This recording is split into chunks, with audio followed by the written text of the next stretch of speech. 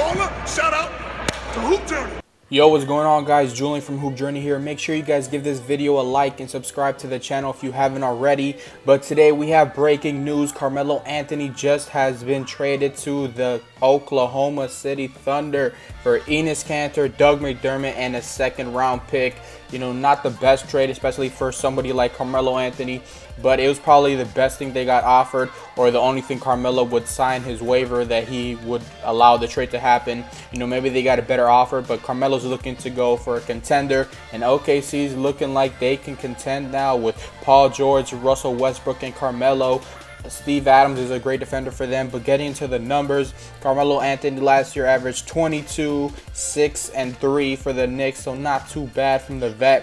Paul George averaged 23, 6, and 3. Similar numbers between him and Carmelo, but what these two guys are really going to help most in Oklahoma is relieving the pressure from Westbrook. You know, if you watch Oklahoma City basketball last year, you know, they could be up 8 points, and as soon as Westbrook goes to the bench, in less than 2 minutes, they'll be down again by 2 or 3 points. So, you know, Russell didn't have much help. As soon as, especially when he went to the bench, they had no bench at all, and they just looked completely lost out there without him. They looked like a JV team.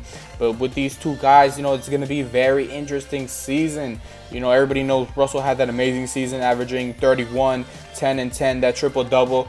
A lot of people don't know if he's going to be able to do that again, but I think he can. Rebounds, you know, are pretty easy for him to get, especially, you know, camping. As soon as somebody shoots the ball or during free throws, they let him get the rebound, whatever the case may be. But assists as well. He's going to have such more of an opportunity to get more assists with these two prolific scorers.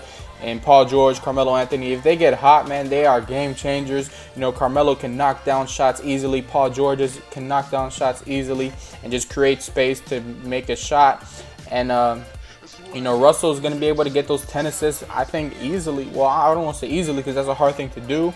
But, you know, like he did last year, I don't think much is going to change. The only numbers I can see going down for him is his scoring. He's not going to have to average 31 points a game.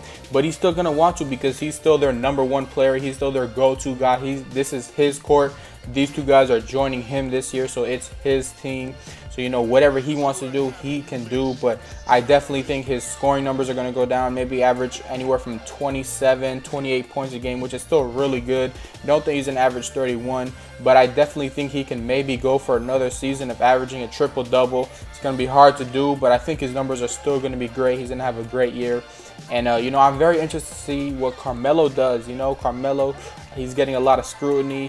What was he ranked, like 63 or something like that? I know he was ranked 1 behind Lonzo Ball, which is ridiculous. Lonzo hasn't even played 1 game in the NBA yet. So, you know, Lonzo's a great player, has a great future. But still, the disrespect, man. People are sleeping on Melo.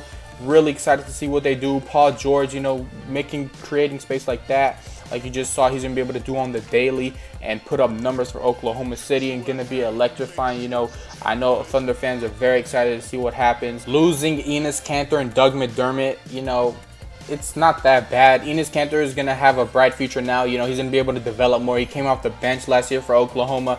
And in New York, I'm going to assume he's going to be starting. They don't have a center. I think their center is Kyle O'Quinn or something. Yeah, I'm pretty sure Kyle O'Quinn and then Joakim Noah. So he's going to have a lot of room to shine there with Porzingis. And Doug McDermott, you know, he didn't get to do much for Oklahoma, but, you know, he's a knockdown shooter. He can hit the threes. So, you know, going to be able to develop those two young men's career over there in New York. And Porzingis, this only means the most to him because now he's the #1 guy in New York. And he's going to be able to develop into a superstar he is already becoming. But, you know, going back to Oklahoma, they're going to look good. I'm predicting them to finish top 4 in the West, maybe top 3. You know, it's going to be hard to tell. My predictions are going to be #1, Golden State, #2, the Rockets, and #3, it could go to the Timberwolves or to the Thunder. Depends how all these guys play together. But it's going to be a very interesting season, especially in the West. The East just got so much weaker. But yeah, that's it for the video. Make sure you guys hit the like button and subscribe, please, to the channel. Carmelo Anthony traded to the Oklahoma City Thunder finally 4 weeks before the season starts for Doug McDermott, Enes Kanter, and a second-round 2018 pick.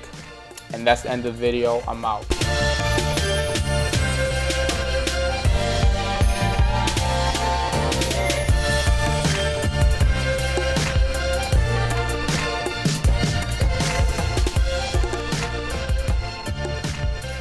This is what happens when you make shit.